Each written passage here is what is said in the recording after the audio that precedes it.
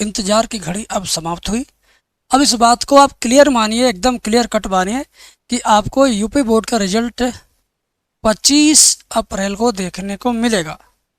क्योंकि 22 अप्रैल है आज, 22 अप्रैल तक कोई सूचना नहीं है। इसका मतलब है कि 25 अप्रैल को रिजल्ट जारी होगा और 25 अप्रैल से 2 दिन पहले यानी 23 को दिन में 12-1 बजे नहीं तो शाम तक, 23 को शाम तक इसकी सूचना आ जाएगी। प्रेस कॉन्फ्रेंस करके भी बता सकते हैं कि हम 25 को रिजल्ट अनाउंस करने जा रहे हैं।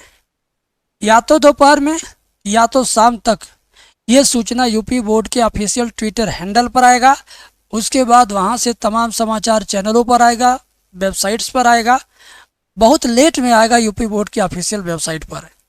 मतलब यूपी बोर्ड का कोई अगर इन्फॉर्मेशन है तो सबसे पहले वेबसाइट पे आना चाहिए, लेकिन वहाँ नहीं जाता। सबसे पहले जाता है ट्विटर पर, उसके बाद फिर समाचार चैनलों के माध्यम से उनके उनके अपने प्लेटफॉर्म पर, सबसे बाद में जाता है यूपी बोर्ड की वेबसाइट पर। मान के चलो कि अगर इन्होंने 2 बजे घोषणा किया कि हम 25 को रिजल्ट जारी करेंगे, तो 2 बजे के बाद ये शाम को 5-6-7 बजे तक वेबसाइट पर चढ़ाएंगे। इनका सिस्टम थोड़ा लेट है। लेकिन बोर्ड का रिजल्ट जारी करने के लिए इतने दिनों से यानी 4 मार्च से ही मेहनत कर रहे हैं सब लोग। 4 अप्रैल तक मेहनत कर दी अच्छे से। और इस बार अच्छे से कॉपियों का जांच हुआ, क्योंकि पिछली बार बहुत सारे बच्चों का इन्होंने गलत सलत नंबर दिया था। तो बहुत सारे बच्चों के गार्जियन बोर्ड ऑफिस भी गए थे, विधायकों, सांसदों, मुख्यमंत्री तक के, मंत्री तक के लोगों से मिले थे। कोई फ़ोन पर मिला, कोई सामने से मिला, कोई रास्ते में मिला, कोई धरना प्रदर्शन करके मिला। बहुत सारे छात्रों की तरफ से टीचर कमेटी के लोग भी पिछले साल यूपी बोर्ड ऑफिस गए, ज्ञापन दिए, धरना किए, विरोध किए, लेकिन यूपी बोर्ड ने कोई एक्शन नहीं लिया।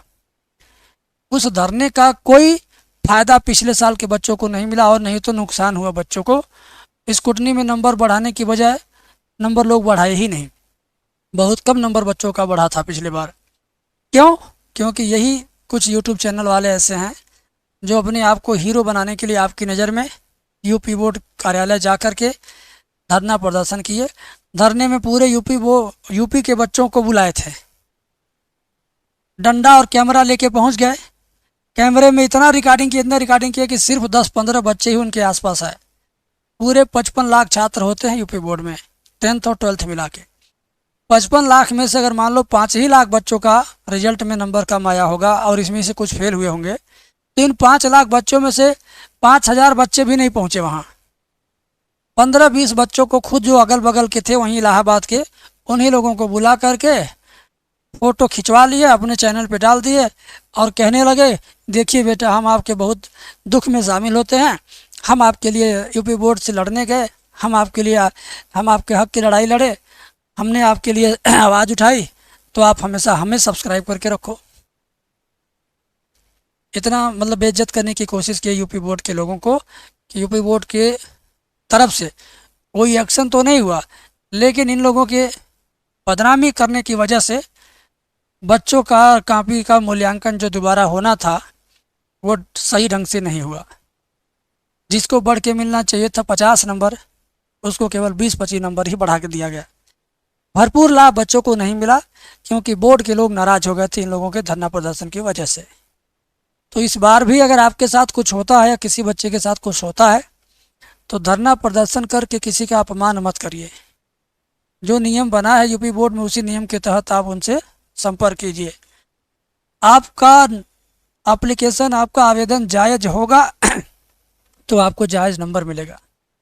ऐसा बिल्कुल नहीं कि आप कॉपी में लिखबे नहीं करो और आप डाल दो स्कूटनी फार्म तो नंबर बढ़ जाएगा।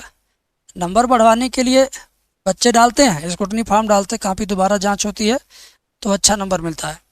लेकिन वे बच्चे ना स्कूटनी फार्म डालें जिनको मालूम है कि हम तो अपनी कॉपी में जितना लिखे थे उतना तो हमको मिला है, तो अब हम क्यों फालतू में दोबारा कॉपी जांच कराएं। अगर आप ऐसा सोच करके खामोश रहेंगे तब तो अच्छी बात है। लेकिन अगर आप सोचेंगे कि यार हम तो जितना लिखे थे उतना पाए हैं, लाओ स्कूटनी फॉर्म भर दे, नंबर बढ़ जाएगा, तो भाई आपका फॉर्म भरने का पैसा डूब जाएगा, नंबर नहीं बढ़ेगा, उतना ही रहेगा। और एक बात और मैं बता देता हूँ, स्कूटनी फॉर्म भरने पर नंबर घटता नहीं है, जितना है उतना ही रहेगा। अगर बढ़ाने लायक है चांस तो बढ़ाया जाता है। जैसे जोड़ने में गलती हुई हो तो वो सही कर देंगे, पेज चेक करने में गलती हुई हो तो पेज अगर छोटा तो उसको चेक कर देंगे। अब एक जगह किसी टीचर ने 5 नंबर का आपने क्वेश्चन किया, उस पर 4 दे दिया है, तो उस 4 को 5 नहीं बनाएगा। वो 4 दिया गया तो किसी कारण से ही ना दिया गया है। साफ सफाई पर, स्ट्रक्चर पर, सही आंसर पर, जितने शब्दों की उम्मीद की जाती है एक प्रश्न का उत्तर देने में, उतने शब्द आपने लिखा है कि नहीं लिखा है, हर एक चीज़ का ध्यान रखा जाता है, तब जाके फुल मार्क्स मिलता है। नहीं तो अगर अंग्रेजी में आप कोई 4 नंबर 3 नंबर का क्वेश्चन किए, 2.5 नंबर 2 नंबर टीचर ने दिया है, तो उस 2.5 को 3 नहीं बनाया जाएगा। सिर्फ जांच उस चीज़ का होगा, अगर कोई पेज छूट गया तो वो जांच हो जाएगा, उस पर आपके एक्स्ट्रा नंबर आ जाएंगे। सारे को जोड़ने में जो कैलकुलेशन गड़बड़ हुआ था उसको फिर सही किया जाएगा, फिर वो अपडेट होकर के आप तक आएगा।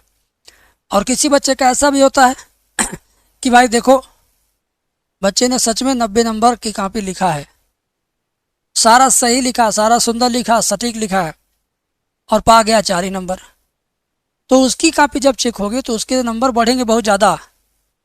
उसको 90 तक पहुंचाया ही जाएगा, 85 88 89 तक जरूर पहुंचा दिया जाएगा, सारे क्वेश्चन को रीचेक करके, सारे पॉइंट्स को ध्यान में रख के।